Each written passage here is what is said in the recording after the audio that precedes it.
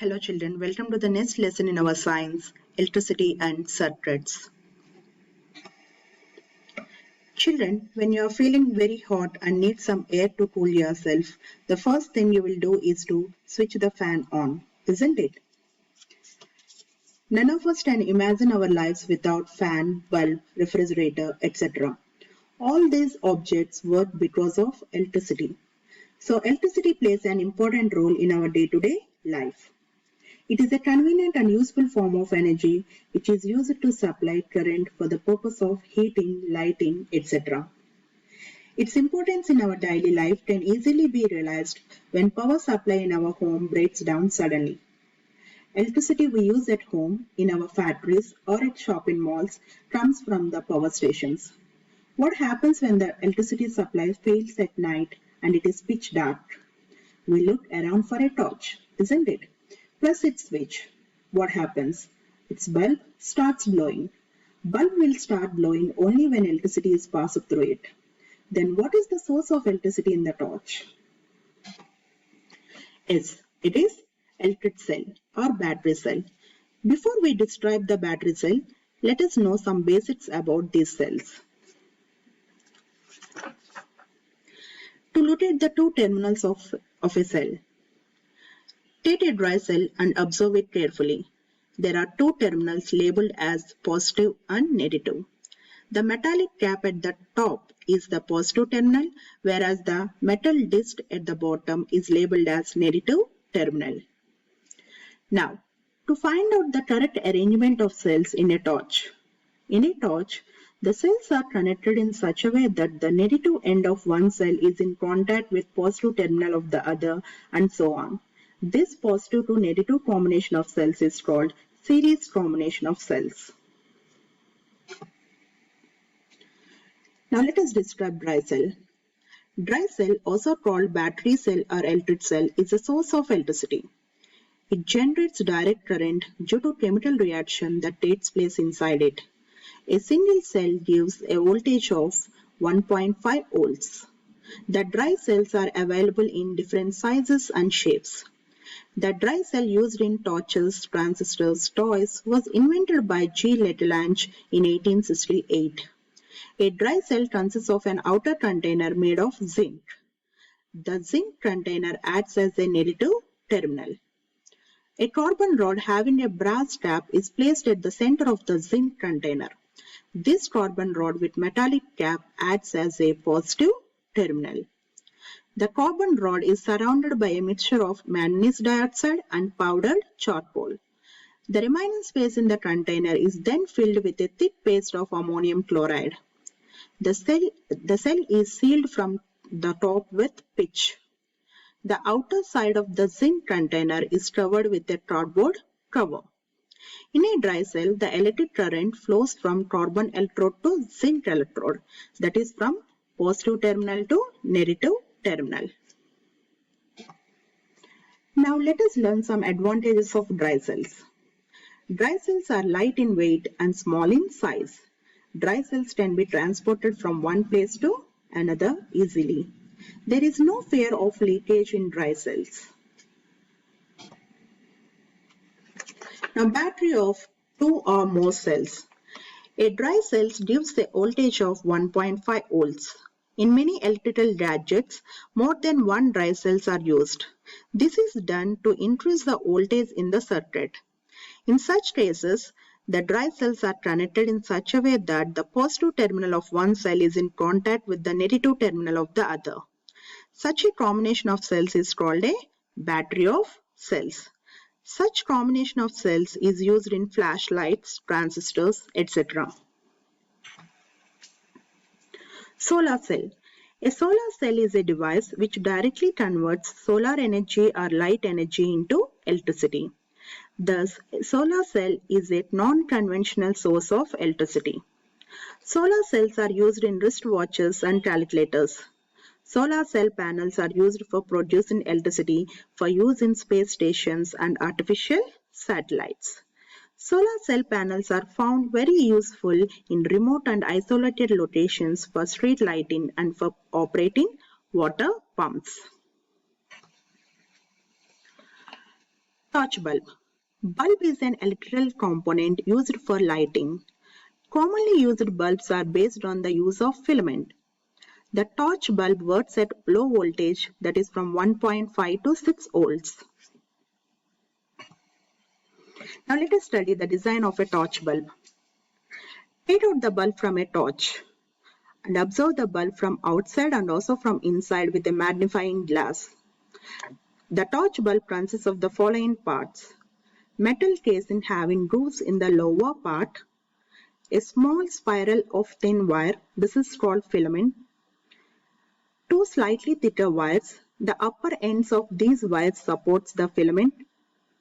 The lower end of one of the thick wires is connected to the metal casing and that of the other wire to the metal tip at the bottom of the bulb. The metal tip and the metal casing are fixed in such a way that they do not touch each other. This is done by using an insulation between the two. A bulb will light up only when electricity is passed through it. How does the electricity pass through the bulb? So far we have learned that a cell has two terminals and a bulb also has two terminals. If these terminals are connected rightly, the bulb should light up. To find the right way for connecting these terminals, let us see an activity.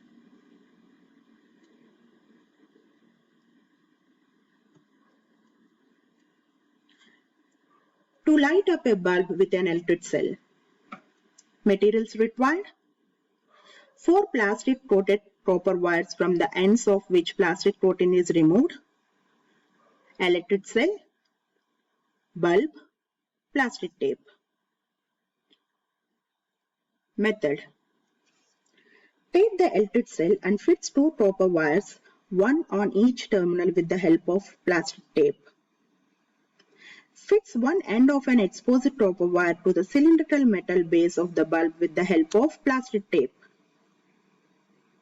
Take another wire and fix its exposed end to the base of the bulb with a plastic tape. Now connect the bulb to the cell in different ways. Now carefully look at the arrangements in which the bulb lights up.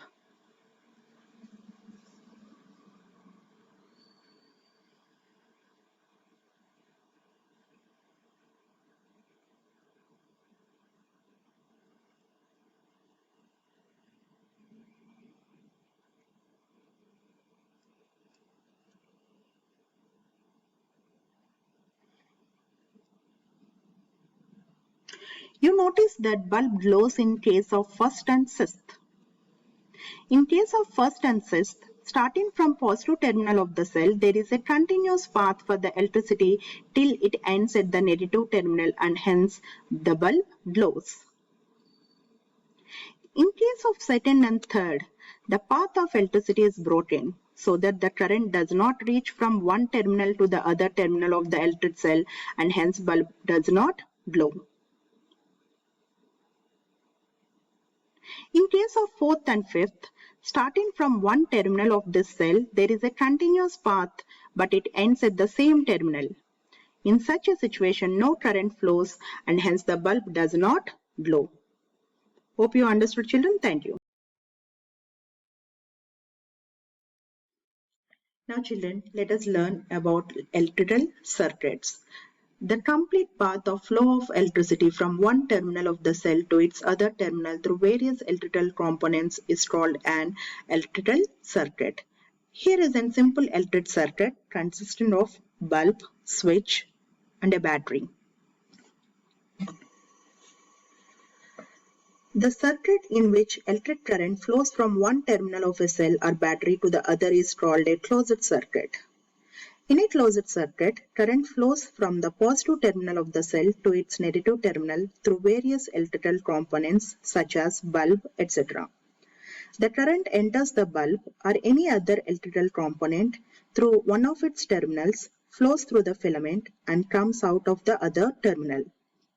When the current passes through the filament, it gets hot and starts glowing. Now, the circuit in which electrical contact at any point is broken is called an open circuit. So, no current flows in an open circuit. Why does a fused bulb not glow? Bulb has a small filament inside it. As long as this filament is intact, it glows when connected to a cell. A bulb is said to be fused when its filament is broken. The broken filament cannot complete the circuit. As a result, current cannot flow through the filament and the fused bulb does not glow. Now let us learn some symbols of some electrical components. The components such as cells, bulbs, wires, switches, etc. are called components of an electrical circuit. Each component of an electrical circuit can be described by its symbol. Here are some components like wire, light bulb, battery, switch, closed circuit, open circuit, and their symbols.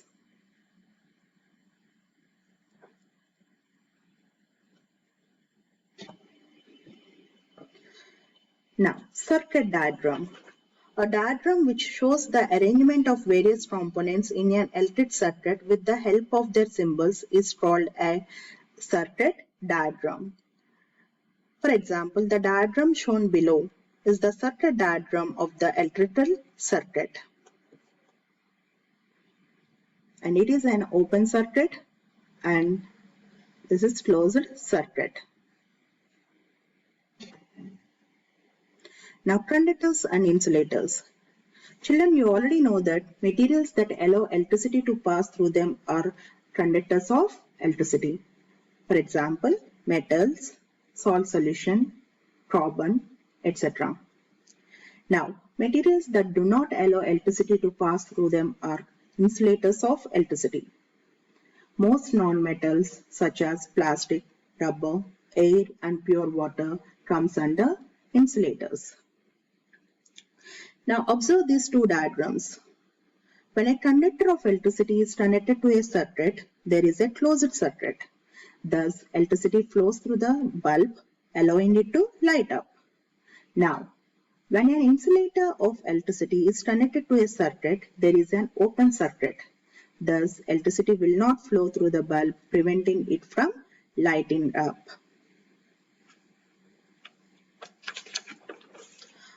So all metals and alloys are conductors. Electricity flows through them easily. Rubber, dry wood, plastics are insulators. Electricity cannot flow or pass through them. This is why metals are used for making electrical wires, and these wires are covered with rubber or plastic covering. Why is the handle of an electrician's screwdriver made of plastic, children? A screwdriver is made of steel. And you already know that steel is a good conductor. So electricity can easily flow through it.